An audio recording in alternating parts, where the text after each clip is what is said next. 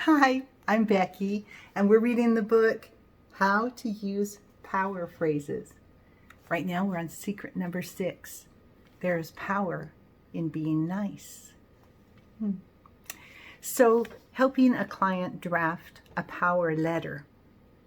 At the end, stated the letter, and at the end they said, I wish you the best. And my client said, I would rather say, jump in a deep hole, you slimy slime ball. So she was asked, how effective do you think that would be? When you attack somebody and use poisonous venom and phrases, we've talked about these in previous chapters, it's not effective. People just go on the defense and you don't get what you want. You get what you want by being nice and honest. That client modified their letter to a well-wishing words that more closely matched what they felt. That real kindness that they did have in their heart. And after she sent it, she was glad because that letter was successful and obtained produced the result that she hoped. When someone hurts you, human nature is to want to hurt back, to lash out. If you keep this desire unconscious, it's more likely to slip into your words without you even noticing it, but everybody else sees it and hears it. You go from being mute to being brutal, from suppression to aggression, or from silence to violence. You might not even recognize it in yourself. Power phrases respect the other person even when that person doesn't respect you. Choose your words so that the listener has the option to change and give you what you want. But also choose your words so the listener leaves feeling better about themselves and better about you than before they came in. Watch out for blame. Really, really take this guideline. You just eliminate blame, kick it to the doorstep. No blame at all in what you speak. When you say you are vicious, instead you could say, I'm offended by your remark.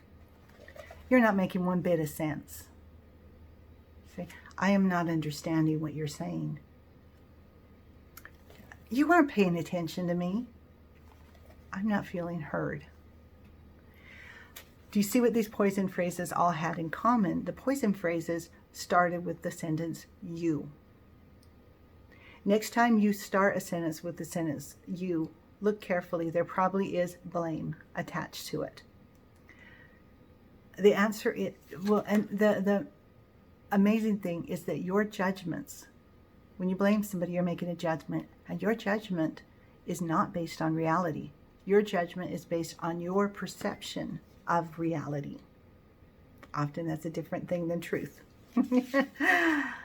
So there are 3 stories, yours, theirs, and the facts. By the facts, I mean the neutral story that a person would tell. For example, okay, so say your son doesn't want to work on your computer and you say David has an attitude. His story would be something like, my mom doesn't respect me and the only time she wants them from me is when she wants me to work on her computer. The neutral story was, we had different expectations about David's role in fixing the computer and it was creating tension. Avoid hit and run tactics.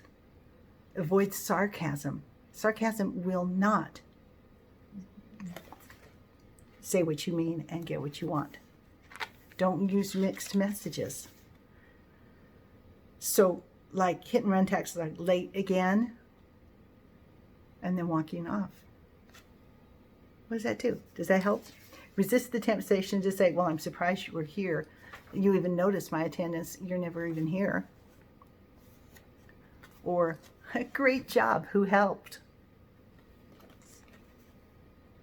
What was the intent behind those remarks? The purpose is to stick a knife in that person without letting others stick it back in you.